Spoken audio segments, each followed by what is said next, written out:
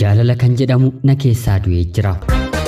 Hindubbatu keessa keetti gunguntaa waliin onnee manni qorre argita wal jaalachuun yoo taane garaadhaanii maqaaf malee maal godha qubeelaani. Ani maqaan koo Ayiniyyee Shifarraan jedhama. Kanan jiraachaa jiru Dubaay keessa yeroo ta'u kanan dhaladhe immoo Boruu Jaawii baadiyyaa keessattidha. Barris dabaree nama geechi yoo rabbi jedhee. Maatiin koo harka qalleeyyii waan ta'aniif barumsa na barsiisuudhaaf fedhii hin qabani. Ani garuu ijoollummaa makootii kaaseen barumsa barachuuf fedhii guddaan qaban ture. Kanumaanis ittuma rakkadheen eessuma koo bira deemeen akka inni mana barumsaa deemee na galmeessuun gaafatadhe. Innis tole jedhee kutaa tokkoffaa akka abbaa kootti maqaa isaatiin kutaa tokkoffaa na galmeesse. Guyyaa sanarraatii kaatees fedhiin jaalala barumsaaf hin qabu guutamtee hanga kutaa 8tti rakkoo fi godaannisa hedduu bira darbeen baradheen barumsa koo xumure. Kutaa 8 qorumsa maatirikii qorameen qorumsaaf milkaa'een gara kutaa 9tti darbus deeggarsi dabalataa waan na barbaachisuuf maatiin koo dubartiin barattee eessa geessi magaala deemiitii hojii humnaa hojjedhu naan jedhani. Anis kanan godhuu fi yeroo sanatti nama na barsiisu dhabeen jaaladheen otoo hin taane taa'uurra jedheen gara magaalaatti deemeen hoteela tokko keessa hojjechuun jalqabe. Yeroo kanattis turtii muraasa booddee dargaggeessa achuma hoteela sana keessa hojjetu tokko waliin haaluma inni gaaffii jaalalaa naaf dhiyeesseen anis faaya isaa laaleen tole jechuufiin turtii yeroo muraasa booddee mana tokkotti waliin jiraachuu eegalle.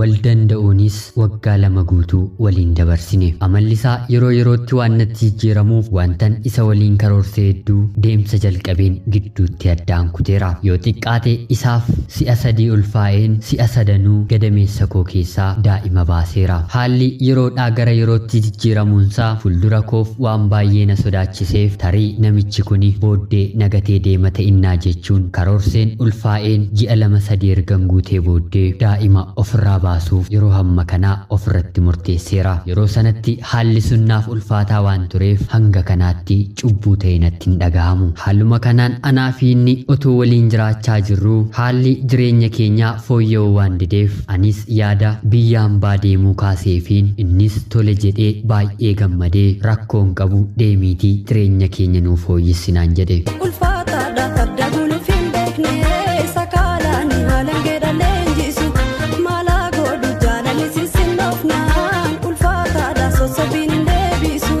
Anis tole jechuun qarshii 7,000 obboleessa koorraa liqeeffadheen biyya hambaa deemuuf piroosesii jalqabe. Otoo hin deemiin duras ani waadaa waliif haa gallu jedheen innis tole jedhee abbootii amantaa waamnee anaa fi inni isaan gidduutti waadaa waliif seenne. Anis sirraa duutiyyuu gargar nan baastu, innis sirraa duutiyyuu gargar nan baastu, ati kan kootii ani kan keetii, anaa fi si nama 2 toon taane nama tokko wal jennee waadaa waliif seennee wal gaggeessine. Anis gara biyya hambaa kootti ni male. Akka carraa ta'e biyya hambaa carraan inni nagee bakka gaarii waan tureef akkuma deemeen haala gaariin isaaf bilbiluun jalqabe. Haa ta'uutii achi deemeen ji'a 10 akkan fixeen guyyaa tokko akkuma inni miskooliinaaf godheen deebisee isa erganaa sobsiisee booddee wantan mana kiraayeef kaffaluun dhabee qarshii naaf ergee na gaafate. Anis haaluma inni na gaafateen tole jechuutiin obboleessa kiyyarraa qarshii 2,000 fudhu jedheen obboleessa koo biratti isa erge. Innis dubbii kana na diduun qarshiin 2,000 anaaf maal naaf gootii kanaan ol waan hin barbaaduuf qarshii kana caalu naaf ergeedhe. Anis ammaaf kan hin qabu kanaa yeroo booddee irrattin siif dabalaa hangasitti garuu obsi yeroon jedhu lakkii ammuma yoo naaf ergite malee ani hojiittiin hojjedhuun qaba jechuun na sarduu jalqabe. Anis dubbii kanarratti baay'ee mufachuun anaan moo qarshii barbaadda jedheen akkuman gaaffiisa gaafadheen innis siin hin barbaadanaan jechuun waliin haasofnee bilbila keenya cufanne. Kanumaanis buleen haala mijeesseen yeroon gara bilbila isaatti bilbilu bilbilli isaa guyyaa sanarraatii kaatee homaa naaf awwaachuu hin dandeenye. Yeroo hedduus yaaleen nan dadhabe. Jaalalli dhumee amma lolaaf kaatee mucuu jaaftee ansii shaakee akkasiin sinni taatee ulfaataadha amala jijjiirrattee anis beekee qalbii keessi foolaatte. Sababa jaalala isaatiinis yeroo dheeraaf baay'een dhukkubsadhe. Nama jaallatan barbaadanii dhabuun baay'ee namatti ulfaata. Kanumaanis jaalala isaa keessaa ba'uuf yeroo hedduu natti fudhate. Ta'us wanta akkaa ta'eef irra deebi'uu waan hin dandeenyeef anis keessaa ba'uun qaba jedheen murteeffadheen gargaarsa waaqayyoon keessaan ba'e. Erga sanaa booddee garuu wanti hundumtuu baay'ee natti ulfaachuu jalqabe. Otuun haaluma kanaan biyya hambaa keessa jaalallee koo dheebodheen mana namaa keessa jiraachaa jiru guyyaa tokko garuu obboleettiitti kan naaf ooltu mucaaneessuma koo otuu ishee waliin bilbila haasa'aa jirru namni ta'e nagaa si gaafachuu barbaada jechuun maalummaa isaa erga natti himtee booddee anis tole jedheefiin bilbila isheetti laattee innis na waliin haasa'uu jalqabe. Kana duras nama haaraa waan natti hin taaneef anis faara tolaan isan keessummeesse. Turtii yeroo booddees guyyaa guyyaan erga waliif bilbiluu kaanee innis haaluma gaaffii jaalalaa naaf dhiyeesseen anis itti yaadeen tole jedheen hiriyaa waliif taane. Hariiroon keenyis yeroo gabaabaa keessatti nama waggaa hedduu waliin jiraatee walitti fakkaanne. Hiriyaa koo kanaan duran dhabe sanas isarratti nan dagadhe. Isa waliin hariiroo jalqabeen ji'a 6 booddee abbaa kiyya waan na jalaa dhukkubeef anis gara biyyaatti dhufeen isaaf bilbileen wal argines waan kanaan duran dabarse hundumaa tokko lamaan erganitti mee booddee innis kun rakkoon qabu amma darbeera anaafisii akka haaraatti waliin jiraanna naan jedhe. Anis dubbii kanatti baay'ee gammaduun turtii ji'a 2 ergan biyya jiraadhee booddee innis maatii kootti ergee qubeelaa naa fiduutiin anaa fi inni waadaa waliif seennee gara biyya hambaatti deebi'ee male. Biyya hambaa deemeen hangan ji'a 6 guutuutti hariiroon keenyi jaalala fayyaa fi homaa rakkoo tokko kan hin qabne ture. Haa ta'u malee garuu ji'a 6 ergan guutee booddee jaalala keenyatti nutti qoosuu jalqabe. Yeroon isa waliin haasa'u of tuulummaaf keessaa qabuu fi jechoota darban kana dura dubbatee hin beekne haasa'uu jalqabe. Anis dhimma kanarratti baay'ee sattaaruun guyyaa tokko yoo na jaallatte amala kee sirreeffadhu yoon barbaanne immoo nama biraa waliin wal fuutee jiraachuu ni dandeessan jedheeni. Innis deebii isaa sadhumaaf haga yoonaa jecha kana sirraan barbaada mitii naan jedhee achumaan anaaf inni gargar baane. Har'a gorsa koo diddee nan dhageessu na ifaata kadeen gaddaan taane.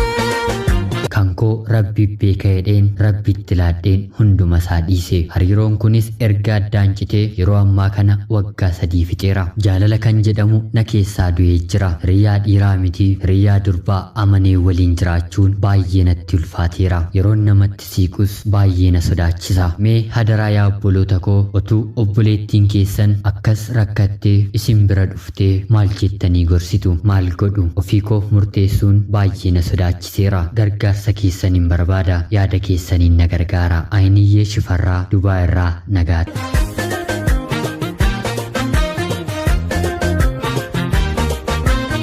Ashama akkam jirtuu kabajamtoota hordoftoota qophii Oromiyaa 24 nagaaf jaalalli tokkummaan addunyaa jirtan hundumaatti hunduma keessaniif haa ta'uchaa. Egaan guyyaa har'aas akkuma yeroo hundaa barame xalayaa obboleettii keenya Ayiniyyee Dubaa irraa nuuf ergitee isiniif dubbiseen hin ga'a. Akkasiin seeraan na caqaftan homaa shakkii tokkollee hin qabu. Obboleettii keenya Ayiniyyee xalayaa kana barreessitee nuuf erguu keef guddaa galatoomisiin jenna. Egaan kabajamtoota hordoftoonni qophii Oromiyaa 24 akkuma armaan olitti xalayaa obboleettii keenyaa dhageessanitti obboleettiin keenyi seenaa jireenyaa fi jaalala ishee nuuf qooddee jirti. Kanumaanis gargaarsa keessan naaf laadhaa. Ani ofiif murtee koodhaaf ofitti amanamummaa dhabeera jettee kunoo fuuldura keenya dhaabbattee yaada nurraa eeggachaa jirti. Akkuma dhageessan egaa obboleettiin keenya jalqaba nama fedhii barnootaa qabu taatee maatiin ishee barnootaaf ishee didanis karaa gargaarsa eessuma ishee hanga kutaa 8tti baratteetti. Barumsa ministirii kutaa 8 erga fixxee booddee kutaa 9ffaa galuudhaaf gargaarsa dabalataa maatii isheerraa gara magaalaa deemtee barachuu barbaannaan maatiin ishee dubartiin barattee eessumayyuu hin geessu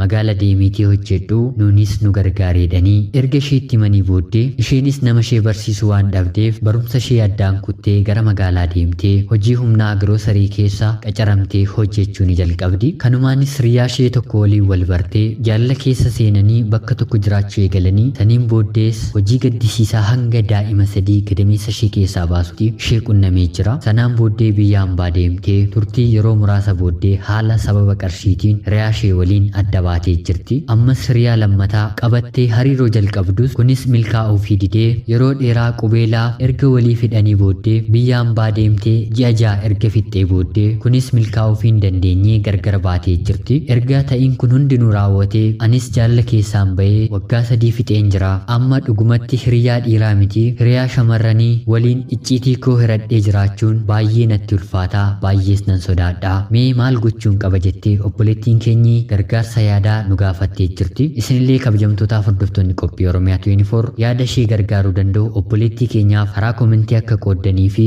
asumaan kabajaan isin gaafadha. Raafamee utubaan koo jiguuf laataa sodaadhee maaliitu jaalalleen koo. Kanumaan wal qabatee ani yaada dhuunfaa koo yeroo obboleettii koo filladhu jireenya jaalalaa jalqabaa keessatti namni hunduu miiraan waan itti deemuuf wanta barbaaddee fi wanta feete hundumaa balleessaa kamiyyuu yoo hojjette tole jedhee akka dhiifamaatti si bira darbuu ni danda'a. Garuu guyyaa borii yookiin yeroon erga dheerattee booddee namni hundi madaa fi cittoo namaa erga beekee booddee hinumaa namatti deebisee qoosuunsaa waan hin oolledha. Kanaaf namootatti yeroo siqnu seenaa keenya yerootti himannu yeroo fi bakkasaa kan eeggate ta'uu qaba. Keessumaa shamarran jireenya keessatti waan hedduu waan sin mudachuu danda'uuf namni jalqaba akkuma sin jaallatetti icciitii keessan guutummaa guutuutti yoo himtan guyyaa sanaaf dhiifama sinii godhee inni darbeeredhee isin waliin itti fufee jiraachuu ni danda'a ta'a. Guyyaa rakkoon tokko yookiin hanqinni tokko isin mudatee isaaf yookiin isheef immoo carraan gara biraa isa qoruu jalqabu yoo sammuusaa keessatti dhufe rakkoo isin gidduutti uumameen nagaan deemi sokkii yeroo gaarii siifaa ta'u jedhee namni walgatu seenaa keessatti karaa shamarraniis haa ta'u karaa dhiiraa kunoo obboloota nu maddii jiran gidduutti ilaaluun ni danda'ama. Seenaan obboleettii keenya kanaas kanumadha. Nama itti siqxuu fi jaalattu biratti hanga sirriitti si jaallachuusaa beektee mana tokkotti galuuf yeroon muraasa si hafutti icciitii kee isa mataa dhukkubbii sitti ta'e namichi na waliin jiraatu kun beekuu qaba. Yoo beekuu baatee booddee nama biraarraa dhagahe dhiibbaa narratti uumuu danda'a jettee shakkitu yoo jiraate yeroo sanatti itti himta. Icciitiin kun shamarran kaan biratti waan dhokate miti. Kanaan booddee garuu ati kan gootu namatti siquuf yookiin hiriyaa gara biraa qabachuuf homaa sodaasi keessa jiru kana of keessaa balleessiiti. Namni hundi akkuma koodha. Seenaa gaarii baatee kan deemu parsantii dhibba keessaa parsantii 2dha. Hunduu seenaa mataasaa dhokfatee garaasaatti baatee deema hidhiitii of amansisii taa'i. Waaqayyoo wanta carraa keef siif laate jireenya kee gammachiisuu danda'u atis hin dhabdu. Kana argachuudhaaf garuu garaa qulqulluu fi laphee amanamaatiin nama siqxu hundumaatti gaarummaa fi faara tolaadhaan itti siquu yaali kan jedhu dhaamsa siif hin qaba. Egaan kabajamtootaaf hordoftoonni qophii Oromiyaa 24 illee yaada jajjabaa obboleettii keenya utubuu danda'u akka komentii jalatti qooddanii fi asumaan kabajaan isin gaafadha. Egaan namoonni chaanaalii keenyaaf haaraa taatan immoo anaa dhufuu kun Oromiyaa 24 guyyaa guyyaatti xalayaa jaalalaa seenaa jireenyaa fi odeeffannoowwan gaggabaaboo isiniif qabattee dhiyaatti. Isinillee sabskiraayib gochuun maatii keenya taatanii seenaa jaalalaa yookiin xalayaa jireenyaa nama barsiisuuf bashannansiisuu danda'u yoo qabaattan karaa lakkoofsa bilbilaa keenyaa karaa teelegiraamii nuuf erguu ni dandeessu. Laayik sheeriif sabskiraayib gochuu yaada laachuun deeggarsa keessan ammallee itti nuuf ufaasiniin jenna. Haga yoonaatti waan na dhaggeeffachaa turtaniif guddaa galatoomaa baay'een sin kabaja. Qopheessuuf qindeessuun kan isin waliin ture gammachiista shoomeeti. Guyyaa borii qophii gara biraatiin hanga walitti deebinutti nagaan tura horaa bulaa. Miidhaginni kee aanaa keessumaa jechaa turre hanqina warri kun warraan warra yaabee beetu faadhaa.